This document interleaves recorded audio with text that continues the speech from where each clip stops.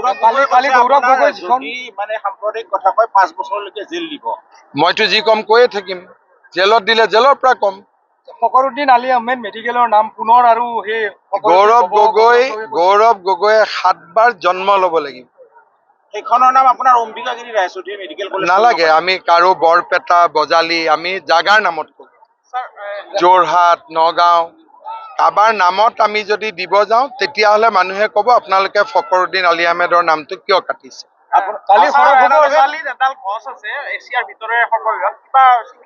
কৰিব, ৰঞ্জিত দাস ডাঙৰীয়া আছে, ধৰ্মেশ্বৰ আছে, তেওঁ মিলি কৰিব। মই যি কৰিব লাগে মোক ক'লে হ'ল, মই কৰি দিম।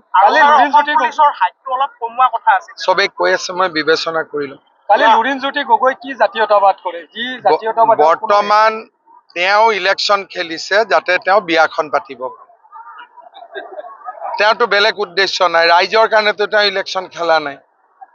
তেওঁৰ বিয়াখন হোৱা নাই, ইলেকশ্যনত জিকিলে বিয়া হ'ব। এতিয়া জিকে নাজিকেতো মই নাজানো, কিন্তু তেওঁৰতো মইতো এইবিলাকৰ পৰা দূৰত থাকো। আমাৰ তেওঁৰ মেনিফেষ্টো কি যে ৰাইজ মোৰ বয়স হ'ল, মই বিয়া পাতিব লাগে, MLA নহ'লে ছোৱালীয়ে মোৰ লগত বিয়া নহয়, গতিকে মোক বিয়া পাতাৰ সুযোগ দিয়ক। আপুনি বজালি সমষ্টি সকলো সমষ্টিতে ঘূৰিছে, জালুকবাৰী সমষ্টিৰ বিষয়ে অলপ কোন কেণ্ডিডেট হৈছে কেনে? জালুকবাৰীত মই একোৱে নাজানো। মোৰ জালুকবাৰীত কংগ্ৰেছৰ কোন কেণ্ডিডেট, নিৰ্দলীয় কোন, মনোনয়ন পত্ৰ মোৰ গ্ৰহণ হৈছে নাই হোৱা, মই একোৱে খবৰ ৰখা নাই। আমাৰ কাৰ্যকৰ্তাসকল আছে, তেওঁলোকে কাম কৰি আছে, আৰু ইলেকশ্যনৰ পিছতহে মই তাতে মই ভাবো, যিটো মোৰলৈকে খবৰ আহি আছে, যোৱাবাৰ 78% মানুহে মোক ভোট দিছিল। এইবাৰ মই আন্দাজ কৰো যে 85-90% মানুহে ভোট দিব। বহুতা সমষ্টিত কংগ্ৰেছৰ আগৰ বিধায়ক এইবাৰ প্ৰাৰ্থী খেদি আছে ৰাইজে। চাওক, কংগ্ৰেছ দলৰ অসমত বৰ্তমান অৱস্থা নাই। যোৱাকালি গৌৰৱ গগৈ কি গৈ গ'ল মন্দিয়াত মিটিঙত মানুহ হৈছে, মই সেইটো স্বীকাৰ কৰিছো। মন্দিয়াত তেওঁ কি ক'লে যে আমি নতুন বৰ অসম গঠন কৰিম। বৰ অসম নতুনকৈ কেনেকে গঠন হ'ব? চুকাফাই গঢ়ি যোৱা বৰ অসমত আমি কি কৰিম, তাতে কি এডিশ্যন কৰিম? শংকৰদেৱে গঢ়ি থৈ যোৱা বৰ অসমত আমি নতুন কি আনিম? তাৰমানে তেওঁ কি বুজাইছে যে অসমীয়া মানুহে এতিয়া বাংলাদেশীসকলক গ্ৰহণ কৰিবই লাগিব, আৰু সেইখনেই হ'ব নতুন বৰ অসম। তেওঁ উদাহৰণ দিছে যে শংকৰৰ লগত আজান পীৰ থাকিব। মাধৱদেৱ ক'ত গ'ল? বৰপেটা ৰাইজে জানে শংকৰদেৱৰ লগত কোন আছিলে, মাধৱদেৱ আছিল নে আজান পীৰ আছিল? তেওঁ অসমীয়া সংস্কৃতিৰ পৰিভাষাটোৱে সলনি কৰিব খুজিছে। কালি ক'ব যে মই আজান পীৰক আনিম, পৰহি দিনাখন ক'ব মই চেয়াৰমেনক আনিম, চথা দিনাখন ক'ব মই ৰকিবুলক আনিম, পৰহি দিনাখন ক'ব মই খালেকক আনিম। আমিওতো থাকিব লাগিব ক'বাত। যে গড় হত্যাৰ আপোনাৰ অভিযোগ আছিল ৰকিবুল হুছেইনৰ ওপৰত, চৰকাৰে কোনো তদন্তৰ ব্যৱস্থা নকৰে। না, গড় হত্যাৰ তদন্ত এইটো, আৰু এতিয়া গড়বিলাকে কৈ আছে নহয় যে আমি বাচি গলো বুলি। হত্যাৰ তদন্তটো বহুত মানুহৰ ওপৰত হৈছে, কিমান গড় চিকাৰী মৰিছে, কিমানৰ জেল হৈছে, কিমানে গুলি খাইছে, সেইবিলাক কৰাৰ কাৰণেইতো গড় হত্যাটো নোহোৱা হৈ গ'ল।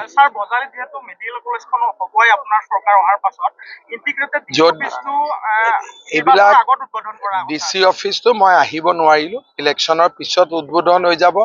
বজালিত মেডিকেল কলেজো হ'ব, কিন্তু এটা কথা আমাক লাগে যে আমাক পৰিৱেশ লাগে।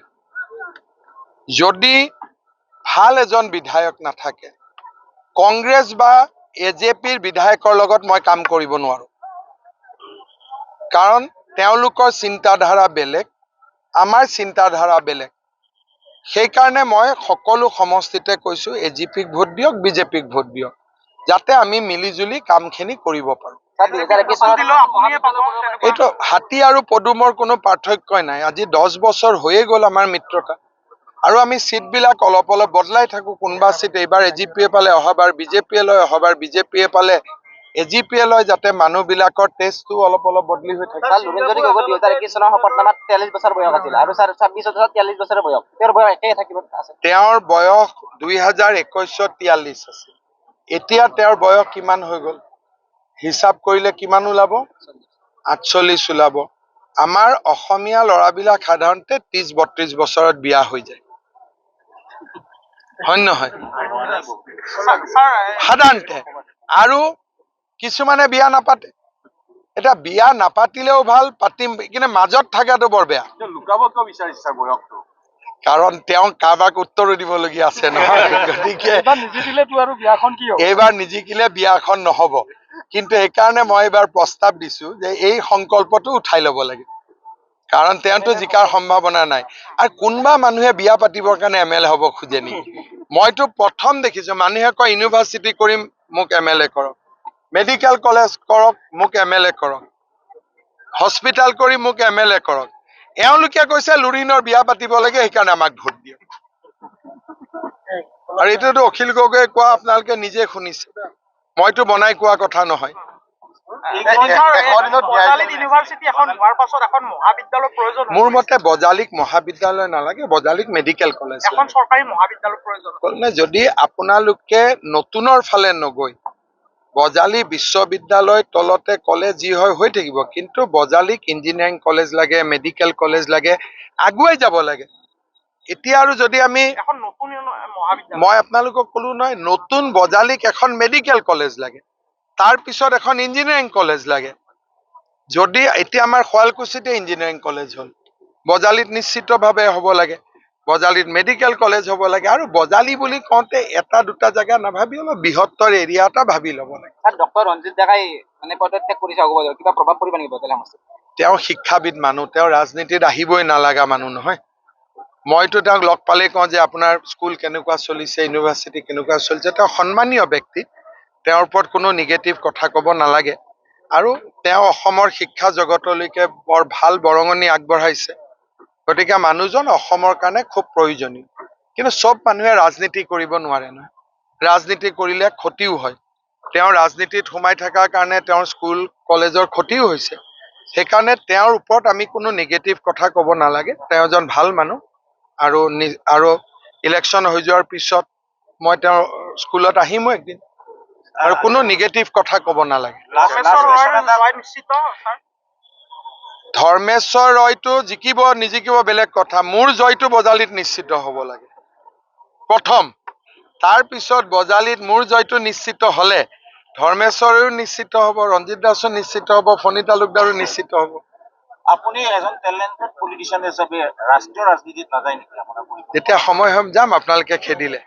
খেদাৰ কথা নহয়, মানে টেলেণ্টেড সময় আহক, চবৰে সময় থাকে না।